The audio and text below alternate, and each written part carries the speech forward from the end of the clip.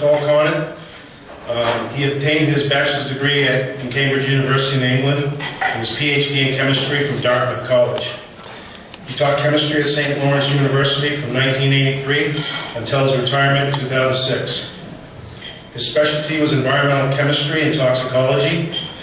He was involved in research and waste management for 28 years. This has taken him to 49 states in the U.S., 7 provinces of Canada, and 61 other countries, where he's been given over 2,500 pro bono presentations. Ralph Nader has said, Paul Connett, he is the only person I know who can make waste interesting. So let's have a round of applause for Paul Connett.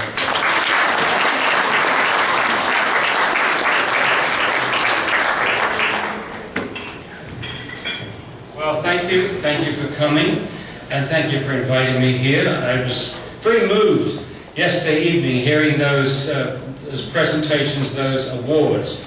It gave a human face to this story. So many of you working full-time, often with little recognition. I'm a professor, or retired professor, and a grassroots activist. I don't think I've recycled any single item in my life, not practically at the other end of the business. So I'm a bit humbled by all the work that you guys do. Now, as you've already heard, I've spent 28 years researching waste management. It was an accident. They tried to build an incinerator in our county. That was a big mistake. And this has taken, as you heard, to 49 states, 7 provinces in Canada, and 60 other countries. It culminated last September in the publication of this book. And I was thrilled when Jeremy Irons, who hosted this excellent movie called Trash, I urge you to see that if you haven't seen it, agreed to write the introduction to the book.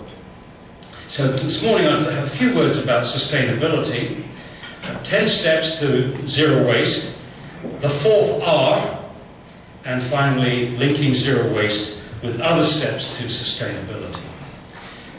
We would need 4 planets if everybody consumed like the average American. We would need 2 planets if everybody consumed like the average European. Meanwhile, India and China are copying our consumption patterns, or rather our over-consumption patterns. Clearly, something has to change. And in my view, the best place to start that change is with waste, because every single human being in the world makes waste every day. And if we can involve them in doing the right thing, then we will have moved the whole population towards this incredibly challenging task of moving towards sustainability. Our task then is to convert a linear society into a circular society. The linear society, brilliantly articulated, by the way, by Annie Leonard in her video, The Story of Stuff. But the linear society begins with the extraction of raw materials, shipping them halfway around the world, producing, manufacturing products, consuming those products, over-consuming those products, and then throwing stuff away within usually a few minutes, producing waste.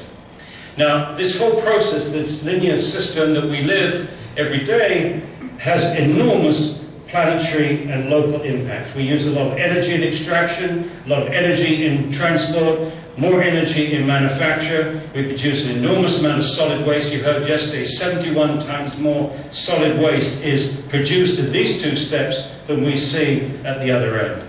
Also, of course, a lot of air pollution, water pollution, destruction of ecosystems, and of course, the production of carbon dioxide. All this energy used, carbon dioxide reduction, etc., is contributing to global warming, climate change, call it what you like.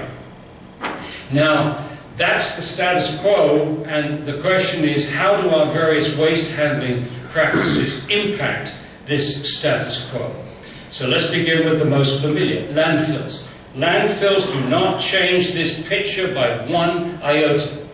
Every time you bury something, you've got to go all the way back to the beginning and start all over again. No impacts are mitigated. Incineration, the same thing. If you burn something or gasify something, you've got to go all the way back to the beginning and start all over again. However, if you recycle materials, you cut out the impacts of that first step, extraction and a lot of transport. If you reuse the whole object, you cut out the impacts of both extraction and manufacture. And similarly with composting, not completely a substitute for fertilizers, but it does reduce the use of topsoil, like peat. It does reduce some use of fertilizer.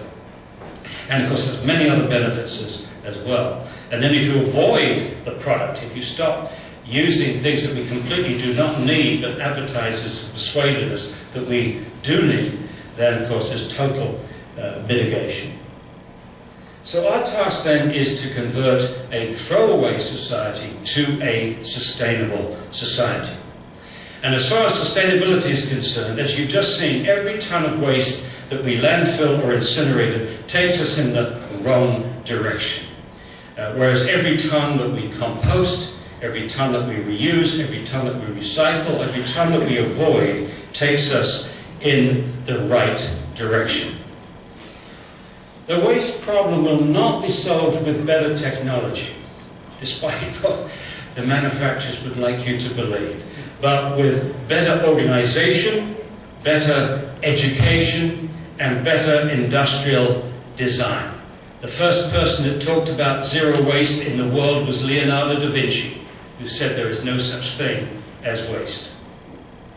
So zero waste is a combination of community responsibility at the back end, and it's so easy for us to be lulled into thinking that that is all the action has to take place there. We cannot get to zero waste with the community responsibility alone. We need industrial responsibility at the front end as well. And it's the marriage of those two which gives us a shot at moving towards zero waste. So 10 steps to zero waste. The first step is, and by the way, this is just common sense in action. I'm sure you're familiar with most of these 10 steps. The only thing I bring to this discussion, I think, is putting all the steps together and producing one very large agenda. But it begins with everybody. Source separation. It's these 10 things which make waste by mixing things together. These are the magic machines that we have to harness, and as we're doing, as you're doing here. Step 2 is door-to-door collection. And I'm not opposed to drop-off if that's more convenient and more realistic in rural areas. But this is what it looks like today in San Francisco. Recycling is now as easy as 1, 2, 3 on every bus shelter. One container for the mixed recyclables, one container for the compostables, and one container for the residuals, picked up once a week. Now, the trouble with this, and I know there's a lot of discussion about single stream, dual stream, etc., etc., etc., but the quality of the materials, when you mix them all together and squish them and squash them and crunch them and whatever you do to them, is that the quality of the materials are going to go down. So it's convenient, very convenient, therefore your participation rates go up, but you waste a lot of material, or you have to ship it to China, whatever. Now, in Wales, they've done a completely opposite. They talk about slow recycling in Wales. They do curb slow. In other words, they combine the convenience for the public of being able to put everything into one container, but an open container. And when the truck, a special modularized truck, comes to the door, the workers pick up those containers, and it's very easy for them to separate into the different sections which are modularized. When they get to the depot, the things are separated. In Italy, they have a completely different approach. Their approach is to use very small trucks, and each day they pick the same trucks, pick up different materials. So on Mondays they pick up the organics, Tuesdays the mixed recyclables, Wednesdays paper, and so on. Very convenient system. This is being copied in Spain. This is Anani in Basque Country. And you can see the same thing, different containers picked up on different days. Why are they so interested in doing this? They wanted to build an incinerator in Anani, in that area. And this is the public's response to this, is we don't want it. What are you going to do it? They're prepared to do this. Now, they've come up with a very novel approach, which I don't think would be applicable in the United States. But they have hooks. All your containers, instead of going out on the curb, go actually onto hooks. So here, the hooks can be like made into posts, or if you have big walls, you can put them on big walls. So these containers, the brown container is the organics, the clean organics. Here it is. You can notice that the The hook has a number, the container has a number, your household has one number. And you're the only one that knows that number except the municipality. The quality of the materials is staggering. 99.7%, 6% pure, the organics that they're getting with this system. It's quite remarkable.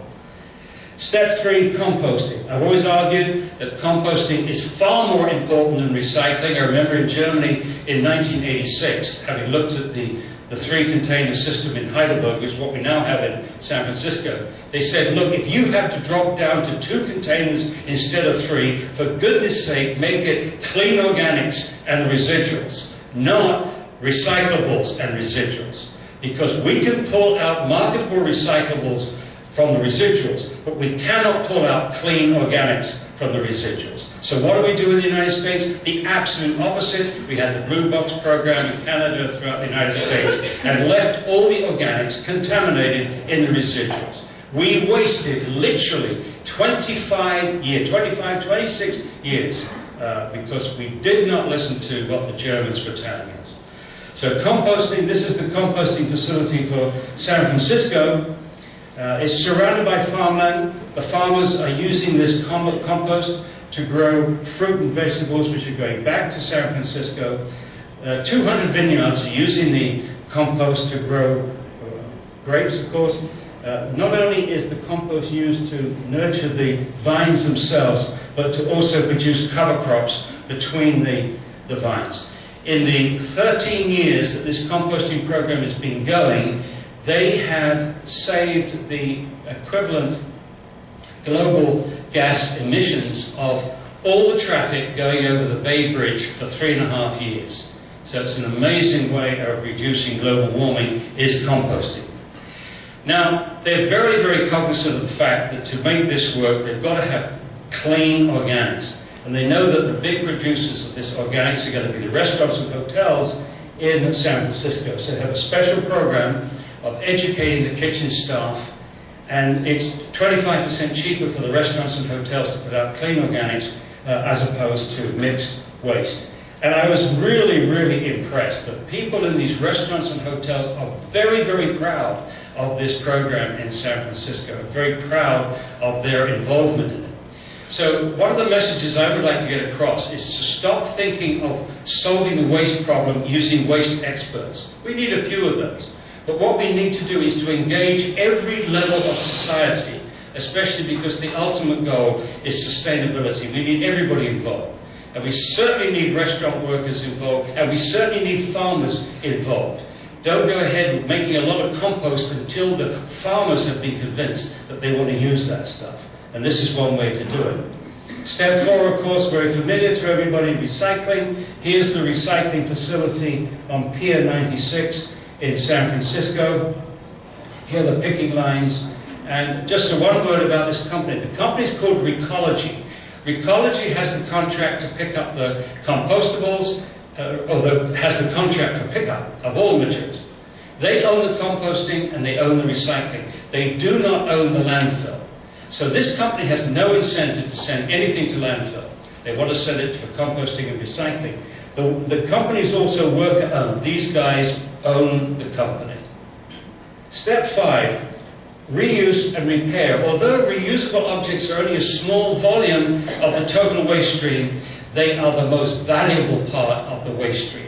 Reusable items, about 2% of the total, but worth well over 1/3 of the value of the material that people are discarding. And in my dream is that these reuse and repair centers, for which now we have marvelous examples, should become community centers. Why? We need community development to offset the need for overconsumption. And I'll come back to that later. So here's the classic example, Urban Ore in Berkeley, California. This has been run by Dan Knapp, a former sociology professor. It's been running for 30 years. It grosses $3 million a year. His wife is in the background, Mary Lou DeVenta. And they have 27 full-time, well-paid jobs. And many of his workers have been with him for over 20 years. Very good. And you can see people, it's just like a second-hand shopping mall. furniture, appliances, everything you can think of. If you want a toilet bowl, go to San Francisco. Doors. Dan is a specialist in doors. He loves doors. And then over on the other side of the country, fairly near here, I guess, is Burlington, Vermont. Resource. Used to be called Recycle North, is now called Resource. Beautiful displayable materials, working televisions, etc. But the thing I like about it most is they have job training. They take people off the streets, they train them to repair either large appliances, small appliances, electrical goods, electronic goods, or even salesmanship, etc. They after 9 months, they give them a certificate and help them to get a job, for which incidentally there's state money, there's state support for this job training. Also, they're linked to deconstruction, companies that take down buildings in the reverse order. Some of the materials can be reused again as is, and others can be converted into, in this case, furniture. Here's beautiful furniture being made from wood, which has been reclaimed from old buildings. So, I like the statement that an incinerator is one big black box. The zero waste is hundreds of little green boxes, hundreds of little niche industries waiting to happen once you start recovering the whole objects. So reuse and repair centers can be used for poverty relief, job creation, job training, linked to deconstruction businesses, linked to value-added enterprises, community development, and to fight over consumption, we need to recreate the village within the city. Many of these operations you can see online. I've made videotapes, not many recently, unfortunately, I've just been so busy. But if you want to have a look at some of these videotapes that we've made in a series called On the Road to Zero Waste, you can do so at that webpage. Now we can also have fun with this. They don't have much fun in Sweden. They don't have enough sunshine. Maybe it's the same in Maine. But there's one bureaucrat in Gothenburg who's developed a real fun-packed reuse park. They call it Park. And so when you go in, there's a band playing. And when you go around, there are clowns to entertain the kids. And when you go to the toilet, it's an art gallery. You can buy these paintings. But my favorite is this dog. This is the famous separating dog. This dog can separate mixed recyclables into 6 different categories and entertains everybody. Again, the stuff is laid out immaculately. You don't feel that you're getting second best, even though it's second hand. Obviously, the same thing with the building materials. Plenty of opportunities for volunteers to repair things like bicycles. Making second-hand clothing attractive even to young people to wear, and also for young people, they stage fairly regularly rock concerts, and the entrance fee for the rock concert is 20 PET plastic bottles. So what can be achieved with these first 5 steps, the source separation, door-to-door, composting, recycling, reuse? What can we get? Well, in San Francisco, population 850,000, very little space, of course, have to educate people in 3 different languages, Spanish, English, and Chinese. By 2000, they've reached the state goal of 50% diversion. By 2011, they were up to 80% diversion. You have to be a little careful with that because it's a question of what you count and what you don't count. And they count construction and demolition, debris, etc. in this figure. However, they're determined to get to zero waste by 2020, or very close, darn close.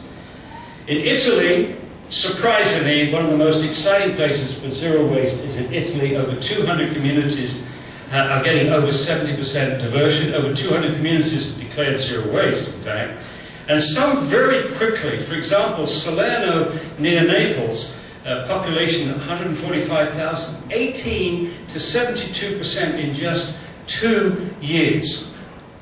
In Flanders, the Flemish-speaking part of Belgium, the whole province of 6 million people is getting 73% diversion.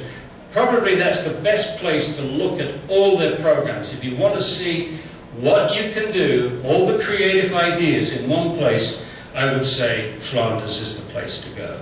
Step 6, okay?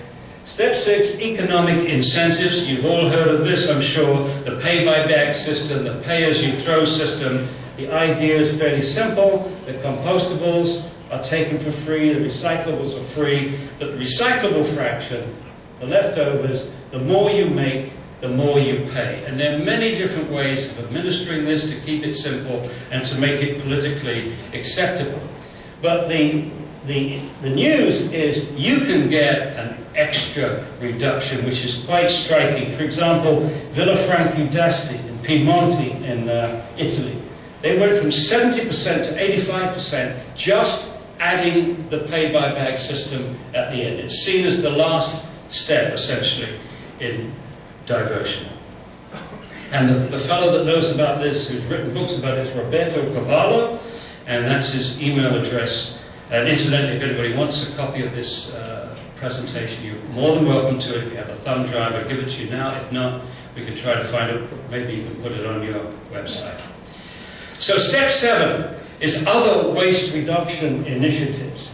In Ireland, they put a 15-cent tax on plastic shopping bags, and to everybody's utter amazement, within 1 year they reduced the use of those bags by 92%, and 12 million euros have gone into their recycling fund. In Ontario, Canada, they've been using reusable glass bottles for 60 years. Here they're going around. In Italy, several supermarkets allow you to refill your own bottles of different things, water, wine, detergent, etc. And this is my favorite store in the whole world, in Capanari. It's a food store. There they have 60 taps. You can refill your own shampoo bottles, detergent bottles, olive oil, water, milk, honey, you name it. My favorite, of course, is the wine. You can taste it before you fill your own bottle. And I've done a lot of tasting there, I must admit. And in the schools, they ripped out the, in this particular case anyway, all the throwaway plastics and replaced with china, stainless steel, and ceramics, and also stressing use tap water, not bottled water for our kids. So these are zero waste kids, and this is a zero waste baby, Eco Bimbi, with their reusable diaper as opposed to the disposable diaper. If you look at the residual fraction, the disposable diapers are about 14% is what we're, so this is a huge prize waiting to happen. And with Velcro strips and things and modern materials, we can make these things palatable even to busy mums and dads. Now step 8 is the most important step if we're serious about getting to zero waste. And I divide this into 2 parts. The first part is the residual screening facility, and this is already operating. North of here in Nova Scotia, they have built these residual screening facilities in front of the landfills, and the trucks, no trucks can take the waste directly into the landfill. The waste has to go through this facility. And here you see, this is Otter Lake outside Halifax. There's the Otter Lake at the top. You see the screening facility in the middle, and the landfill below, and the trucks can only go into the screening facility. They can't go into the landfill directly. So this is the close-up of the screening facility. Here the bags come in, the bags are opened, there's mixed waste at the end is being separated by these guys, well protected, and they pull out more recyclables, more toxics, and the dirty organic fraction is not touched.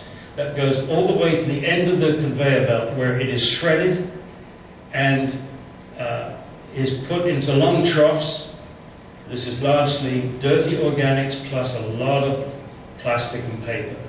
And there are machines which run along rails here which shift this material so many feet a day, and after 18 days they've shifted it from one end of the trough to the other. Here it is composting away. So 18 days of composting before it's put out and cured and then goes into the landfill. Now the object of this composting operation, it could be anaerobic digestion, so you can make a choice there.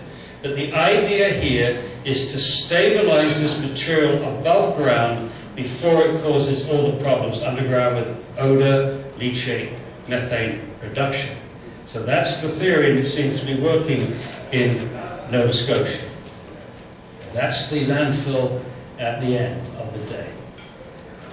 Now, into this, I would like to put the Zero Waste Research Center. Rather, I'd like to split the Zero Waste Research Center between two parts. One part will be in the Reuse and Repair Center, because there's where you want to study bad industrial design of products and built-in obsolescence, etc., at the reuse operation. But at the landfill, you study bad packaging, the kind of packaging that keeps coming back to this place because it's not being recycled. So here you are going to study the non-recyclable fraction, our current mistakes. You would use, I would like to see us use our local universities or technical college. I was very excited to hear from somebody that professors and students are getting involved in a composting operation here in Maine. That's very exciting. That's what we need. So that's our Zero Waste Research Center. We've had a little success in Italy setting up small-scale zero waste research centers, and they're pulling out different things. One, they've looked at the disposable diapers as one issue, and another thing that keeps coming up when they do their research are these wretched one capsule plastic crap produced for each cup of coffee that you have, as we have in this hotel. Lovely coffee, lousy packaging. So we've got to find alternatives to that. This Zero Waste Research Center is where community responsibility and industrial responsibility come face to face. And the message to industry is very simple, from the community, and it's delivered best when the community is doing everything they can. If we can't reuse it, if we can't recycle it, if we can't compost it, you guys in industry should not be making it. That's the discipline that we need for the 21st century. Not just for our communities, but for industry. We need better, industry should be making it if we can't reuse it, etc. We need better industrial design for the 21st century. So zero waste and a combination of community responsibility, 3 R's: reduce, reuse, recycle, don't forget composting, but we need to couple that with industrial responsibility, and that's the 4th R, redesign. That's the simplest way to spell out what zero waste is. The 3 R's plus redesign. That's the missing thing we've allowed to happen. Step 9 then is better industrial design. Step 10 is this interim landfill I've already talked about for the stabilized dirty organic fraction and the currently non-recyclable materials. That's the whole thing on one sheet of paper, the 10 steps. The thing I like about this in particular is it starts with everybody. Everybody is involved here with these 10 things. Once you've started source separation, you're part of this program. We use all kinds of different people in between, but by the time we get to steps 8 and 9, we're challenging the brightest minds in our society to get involved in solving this problem. Not just zero waste, but ultimately sustainability. Our professors, our students, and our best designers in industry. We need all these people involved in this challenge for zero waste. So we now then have to think in terms of linking zero waste with other aspects of sustainability. We can certainly link to sustainable agriculture with organic composting, feeding into organic agriculture, get rid of the stupid Monsanto and genetic engineering, etc., and pesticides. Linking with education, where we've integrated education at the highest level, but we need to do that throughout the educational system. The sustainable architecture links definitely with reuse centres, deconstruction of buildings, and so on and so on and so on. I'm running out of time, so I'll leave it there. But that's why we need our bright minds involved, because it isn't just zero waste. It's zero waste leading, building upon zero waste to work on other aspects of sustainability. The single biggest challenge our society has ever faced since the Industrial Revolution. We've been sleepwalking for a couple of 100 years. Now we've got to face up to reality. You cannot have infinite growth against finite resources, and no politician, virtually no politician in the world has a long enough time scale of interest to face that reality. So we keep preaching growth, growth, growth, consumption, consumption, when we can't do that. So in my view, this plan is better for the economy, more jobs, more small business opportunities. It's better for our health, less toxics. It's better for our universities, more meaning, more relevance. It's better for the planet, it's more sustainable, and it's better for our children because it offers them more hope. And I don't know if you've thought about this, but what must it be like for a 13, 14-year-old today, every day on television, they're being told about global warming, ozone damage, loss of species, loss of rainforests, plastics in the ocean, you name it. They're being told in many different ways that they have no future. And I don't know what it would be like growing up to be told that I had no future. There was no future for me and my children, my grandchildren, on this beautiful planet of ours. Absolutely beautiful. And so we have to find a way of offering hope to them. And I think this agenda does offer us hope, both on a very practical level, a common sense practical level, but also on an intellectual level. It's challenging. And we need everybody involved, and we need everybody's creativity. And I've run out of time. Thank you very much.